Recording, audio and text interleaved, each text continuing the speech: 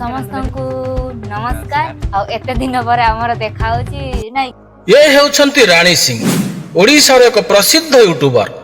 ପରିବାରର ସମସ୍ତ ଜଞ୍ଜାଳକୁ ପଛରେ ପକାଇ ରାଣୀ ସିଂ ଆରମ୍ଭ କରିଥିଲେ ତାଙ୍କର ଏକ ଛୋଟିଆ ୟୁଟ୍ୟୁବ ଜର୍ଣ୍ଣି।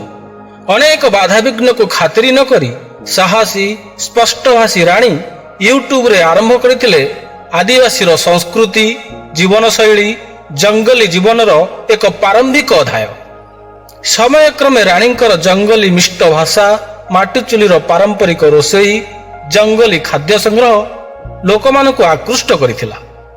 ରାଣୀଙ୍କ ବିଷୟରେ କହିବାକୁ ଗଲେ ଏତେ ସହଜ ନଥିଲା ରାଣୀଙ୍କର ଜୀବନ କାହାଣୀ।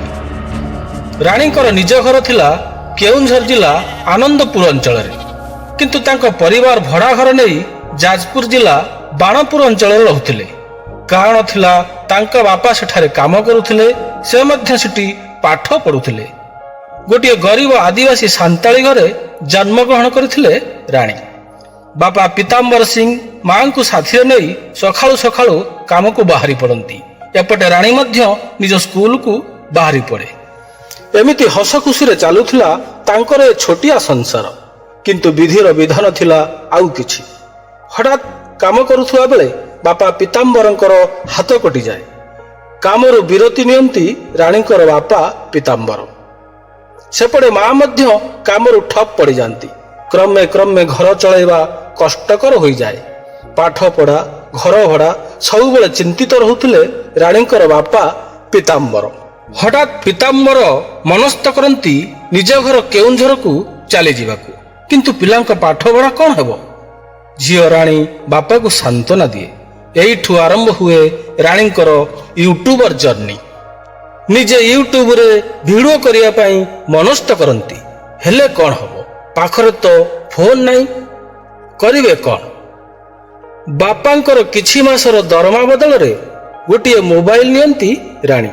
ନିଜ ଭାଇ ସହ ମିଶି ରାଣୀ ଆରମ୍ଭ କରନ୍ତି ୟୁଟ୍ୟୁବରେ ଭିଡ଼ିଓ କରିବା। ଧୀରେ ଧୀରେ ନିଜର ଜୀବନ କାହାଣୀକୁ ରାଣୀ ୟୁଟ୍ୟୁବରେ ଅପଲୋଡ କରିବାକୁ ଲାଗନ୍ତି। ଏଥିରେ ତାଙ୍କୁ ସାହାଯ୍ୟ କରୁଥାନ୍ତି ତାଙ୍କର ଭାଇ। ପ୍ରଥମେ ଟିକିଏ ଅସହଜ ଲାଗୁଥିଲା ରାଣୀଙ୍କୁ, କିନ୍ତୁ ତାଙ୍କର ଭାଇ ତାଙ୍କୁ ସମ୍ପୂର୍ଣ୍ଣ ରୂପେ ସାହାଯ୍ୟ କରୁଥିଲେ। ଏମିତିକି ଏଡିଟିଂଠୁ ଆରମ୍ଭ କରି ଅପଲୋଡ ପର୍ଯ୍ୟନ୍ତ ସମସ୍ତ ପ୍ରକାର ସାହାଯ୍ୟ କରୁଥିଲେ ତାଙ୍କର ଭାଇ। କହିବାକୁ ଗଲେ କ୍ୟାମେରାର ପ୍ରଚ୍ଛଦ ପଟର ରାଣୀଙ୍କ ହିରୋ ହେଉଛନ୍ତି ତାଙ୍କର ଭାଇ। ପ୍ରଥମେ ରାଣୀ ସିଂ ନିଜର ଦୈନନ୍ଦିନ ଜୀବନ କାହାଣୀ ଉପରେ ଭିଡ଼ିଓ ଅପଲୋଡ କରୁଥିଲେ।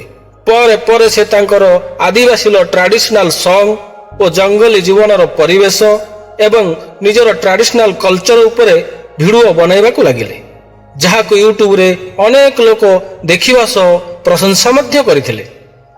2022-23ରୁ ଆରମ୍ଭ କରିଥିବା ୟୁଟ୍ୟୁବ ଜର୍ଣ୍ଣି ଆଜି ରାଣୀଙ୍କୁ 1 ମିଲିୟନ ସବସ୍କ୍ରାଇବର ଠାରୁ ମଧ୍ୟ ଅଧିକ ଦେଇଛି ଏବଂ ସାଉଁଟିଛନ୍ତି ରାଣୀ ଅନେକ ପ୍ରଶଂସା। ରାଣୀ ଆଉ କେବେ ହେଲେ ପଛକୁ ବୁଲି ଯାଇନାହାନ୍ତି। ଏବେ ବି ରାଣୀ ଗାଁରେ ରୁହନ୍ତି। କୋଟିଏରୁ ଗୋଟିଏ ହେଇ ଜନମାନସକୁ ଚେତାଇ ଦିଅନ୍ତି ଯେ ଗରିବ କିମ୍ବା ଗାଁରେ ଜନ୍ମ ନେବା ସଫଳତାର ବାଧା ନୁହେଁ। ନିଜର ମା ବାପା ସଂସ୍କୃତିକୁ ଭଲ ପାଇ ବସିଲେ ତାହା ନିଶ୍ଚିନ୍ତ ସଫଳତା ଆଣିଦିଏ। ରାଣୀ ସିଂର ଭିଡ଼ିଓ ଦେଖି ଅନେକ ଆଦିବାସୀ ଯୁବକ ଯୁବତୀ ତାଙ୍କଠାରୁ ପ୍ରେରଣା ପାଉଛନ୍ତି ଏବଂ ସମସ୍ତେ କହୁଛନ୍ତି ୟୁଟ୍ୟୁବର ରାଣୀ ହେଉଛନ୍ତି ରାଣୀ ସିଂ।